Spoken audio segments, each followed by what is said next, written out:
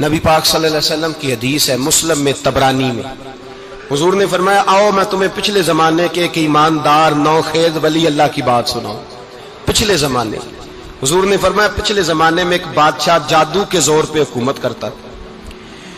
جب وہ ایک جادوگر اس نے رکھا ہوا تھا تو جادوگر اس کو جادو بتاتا، وہ جادو کے زور پر حکومت کرتا۔ جادوگر بوڑھا ہو گیا تو کہنے لگا بادشاہ کو نوجوان میرے پاس بھیج دے، اب میں بوڑھا ہو گیا ہوں، میرا پتہ کوئی نہیں کب مر جاؤں۔ ایک نوجوان کی ڈیوٹی لگائی، بڑا زیرک سمجھدار، اپنے رعایا میں سے چن کے جو ذہین فطرت مزاج بچہ تھا وہ اس نے لگایا۔ اللہ کے محبوب علیہ الصلوۃ والسلام فرماتے ہیں بچہ جادو سیکھنے لگا، وقت گزرنے لگا۔ بچہ جب جادو سیکھنے جاتا تو رستے میں ایک راہب بھی تھا جو انجیل جانتا تھا، وہ اللہ اللہ سکھاتا، لوگوں کو حضرت عیسیٰ علیہ السلام کی تعلیمات سے آگاہ کرتا۔ اس نے دیکھا کہ یہاں بھی لوگ اکٹھے ہیں تو وہ بچہ اس راہب کے پاس بھی اٹھنے بیٹھنے لگا۔ اب جب اس کے ساتھ اس کی گفتگو بڑھنے لگی تو اس کو باتوں میں لذت آنے لگی۔ اس نے راہب نے پوچھا کہ تو کون ہے اور کس طرح سے آیا ہے، کیا تیرا معاملہ ہے؟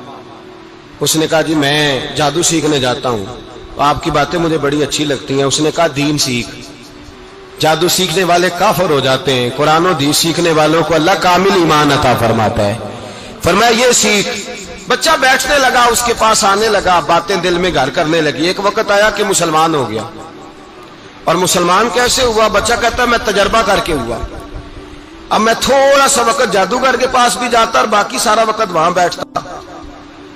میں ایک دن جا رہا تھا تو رستے میں اژدہا تھا، بہت بڑا سانپ تھا، رستہ روک کے کھڑا تھا۔ یہ حضور نے بیان کی حدیث۔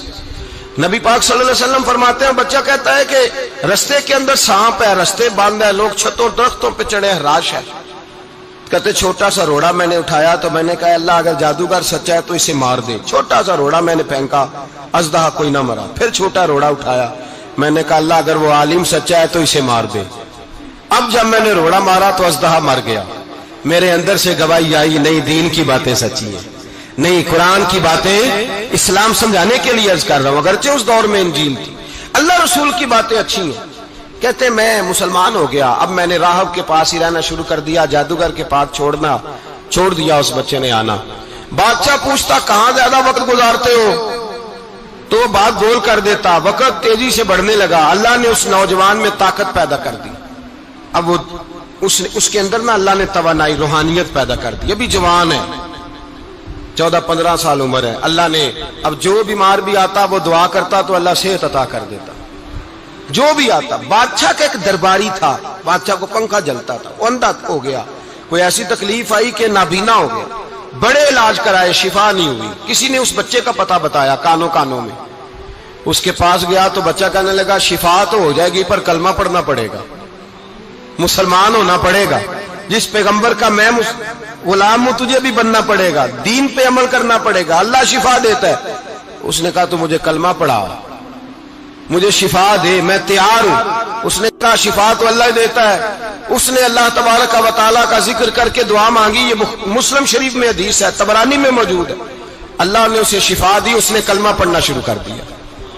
یہاں ایک نقطہ لکھا ہے ہمارے علماء نے، کہتے ہیں جب اللہ ولایت عطا کرتا ہے نا تو یہ سفید بالوں والے کا حصہ نہیں ہوتی۔ اگر جوانی میں کوئی آدمی توبہ کر کے تصوف کے راستے پہ چلتا ہے تو سب سے زیادہ ولایت اللہ اسے عطا فرماتا ہے، سب سے زیادہ ولایت اس کے پاس ہوتی ہے۔ ابھی اس کے بال کالے ہیں، چڑھتی جوانی ہے، دعا کی تو اللہ نے، اور حدیث پاک میں موجود ہے کوڑے آتے تو شفا یاب ہو جاتے، اندھے آتے تو شفا یاب، برس والے آتے تو اللہ سے دے، جوان ہے۔ بادشاہ کے پاس وہ واپس گیا، وہ جو آدمی جس کی آنکھیں ٹھیک ہوئی تھی۔ بادشاہ نے پوچھا کہ کیسے شفا ملی؟ تو کہنے لگا میرے رب نے شفا دی ہے۔ بادشاہ سجدے کراتا تھا، اپنے آپ کو منواتا تھا معاذ اللہ، کہنے لگا میرے علاوہ کون رب ہے؟ اس نے کہا وہی رب ہے جس نے تجھے پیدا کیا ہے، اور وہی رب ہے جس نے مجھے اندھے کو آنکھیں دی ہیں، وہی ہے میرا مالک۔ کہا اچھا تو مجھے نہیں مانتا؟ کہا نہیں میں اپنے رب کو مانتا ہوں۔ بادشاہ نے اسے سزا دی، ستایا، اس نے بچے کا پتہ بتایا، پھر بچے کو بلا کے ستایا تو اس راہب کا پتہ بتایا، راہب بھی قتل ہو گیا، نابینا بھی قتل ہو گیا۔ بادشاہ نے کہا سپاہیوں سے اس بچے کو لے جاؤ اور پہاڑ کی چوٹی پہ جا کے نیچے پھینکو تاکہ مر جائے. بچہ پہاڑ کی چوٹی پہ گیا تو ہاتھ اٹھا کے کہنے لگا یا اللہ میرے لیے نہیں اپنے لیے، میرے لیے نہیں اپنے لیے انہیں اپنی قدرت کے جلوے دکھا. میرے لیے نہیں، اللہ کے بندے اپنی جان بچانے کی دعائیں نہیں مانگتے، اپنے لیے انہیں اپنی قدرت کے جلوے دکھا. یہ دعا مانگی، جتنے لوگ ساتھ آئے تھے وہ سارے زمین پہ گرے اور سب مر گئے، پہاڑ سے گر کے مر گئے. بچہ واپس سیدھا بادشاہ کے پاس کہنے لگا لو بھائی میرے رب نے مجھے بچا لیا ہے. جوان کا ایمان دیکھو، میرے رب نے مجھے، بولو میرے اللہ نے مجھے ایمان کی گواہی دے رہا ہے، میں بچ گیا ہوں، تو جھوٹا ہے، میرا رب سچا ہے. اس نے کہا لے جاؤ اس کو دریا میں، کشتی میں بٹھاؤ، بیچ دریا کے جا کے دھکا دے دو. بیٹھے کشتی میں، دریا کے بیچ گئے، اور جب جا کے وہاں اس کو دھکا دینے لگے تو اس نے کہا اللہ میرے لیے نہیں اپنے لیے انہیں اپنی قدرت کے جلوے دکھا. بس ایک طوفان سا آیا، جتنے سپاہی ساتھ آئے تھے ڈوب کے مر گئے. وہ بچہ اٹھا اور سیدھا پھر بادشاہ کے پاس، اسی کے پاس کہنے لگا لو بھائی میرے رب نے مجھے بچا لیا ہے، تیرے پاس آیا ہوں. وہ کہنے لگا تو کیا مصیبت میرے گلے پڑ گئی ہے، کیسے جان چھوٹے گی؟ تو بچہ کہنے لگا اگر تو مجھے باندھے درخت کے ساتھ اور سارے ملک کو بلائے، لوگوں کو اکٹھا کرے، پھر تو مجھے تیر مارنا، میں تجھے بتاؤں گا کیسے مارنا ہے، میں مر جاؤں گا. اللہ کا بندہ نوجوان ایمان دیکھو، مرنے کے طریقے بتا رہا ہے، میں تجھے بتاؤں گا میں کیسے مروں گا. یہ بات کہی، بادشاہ نے سارا مجمع جمع کیا، ملک سارا باہر آ گیا، درخت کے ساتھ باندھ دیا. کہنے لگا بھائی لوگوں یہ مجھے مارنا چاہتا تھا، مار نہیں سکا، اب میں اسے بتانے لگا ہوں کہ میں کیسے مروں گا. اسے کہو جب تیر مارے تو ساتھ میرے رب کا نام بھی لے، میں اپنے رب کے نام پہ جان دوں گا، ایمان کی پختگی میں اللہ کے نام پر جان دوں گا. اسے کہو رب کے نام پہ مارے، مر جاؤں گا. بادشاہ نے اللہ کہہ کے تیر مارا، پیشانی میں لگا، بچے کی روح پرواز کر گئی. جتنا مجمع کھڑا تھا سارا کلمہ پڑھ کے مسلمان ہو گئے، سارے مسلمان ہو گئے سارے.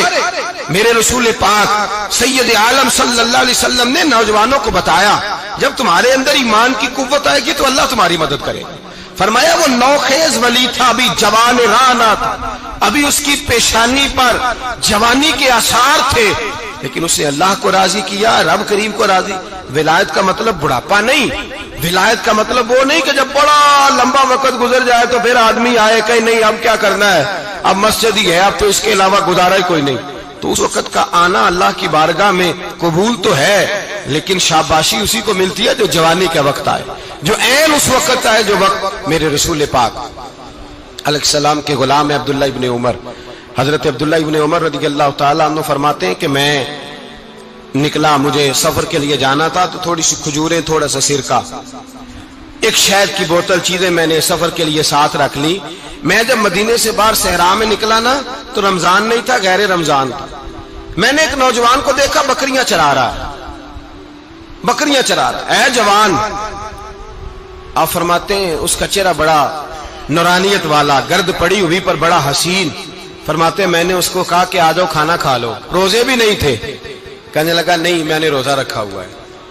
فرماتے ہیں میں نے کہا پتہ کروں کہ نیرا نیک ہی ہے کہ پرہیزگار بھی ہے. نیک وہ ہوتا ہے جو نماز پڑھے روزہ رکھے، پرہیزگار وہ ہوتا ہے جو گناہ سے بچے، وہ پرہیزگار ہوتا ہے. کہا پتہ کروں پرہیزگار بھی ہے کہ نہیں. کہتے میں قریب گیا تو میں نے جا کے اس کو کہا بھائی تیری بکریاں بڑی پیاری ہیں، میرا دل کرتا ہے کہ بکری مجھے دے دو. کہتے وہ جوان، غربت بھی، پریشانی بھی، پر دامان توکل کی یہ خوبی ہے کہ اس پر پیبند لگے ہوتے ہیں، دھبے نہیں ہوتے. غربت ہے. کہا جناب ایک بکری دے دو. آنے لگا جناب بکریاں میری نہیں، بکریوں کا مالک کوئی اور ہے. کہتے میں نے آزمانے کے لیے کہا کہ بکریوں کے مالک کو کہنا ایک بکری بھیڑیا لے گیا ہے، کہہ دینا بھیڑیا لے گیا ہے. تو کہتے اس نے میری طرف دیکھا، گرد سے اس کے بال اٹے ہوئے، آنکھوں میں روشنی، چہرے پہ اطمینان، لب و لہجے میں ایمان کی طاقت. نوجوان کہنے لگا حضور بکریوں کے مالک کو تو کہہ دوں گا بھیڑیا لے گیا ہے، جب عرش کا مالک پوچھے گا تو کیا جواب دوں گا، اللہ کو کیا جواب دوں گا. کہتے ہیں میں کانپنے لگا اس کی بات سن کے، واپس آیا، جو کام نکلا تھا وہ چھوڑا، واپس لوٹ آیا. میں نے پتا کیا کس کا غلام ہے، پتا چلا فلاں آدمی کا ہے. کہتے میں نے پہلے غلام خریدا، پھر پتا کیا تیرے پاس بکریاں کتنی ہیں، اس نے کہا 400. کہتے میں نے مالک سے ساری بکریاں خریدی، پھر غلام کو بلایا، پھر وہ بکریاں تحفے میں دی، تحفے میں۔ کہنے لگا حضور یہ سارا کچھ مجھے کیسے ملا؟ میں نے کہا تیرا ایمان بڑا پختہ تھا تو میرے رب نے تجھے انعام عطا فرمایا ہے۔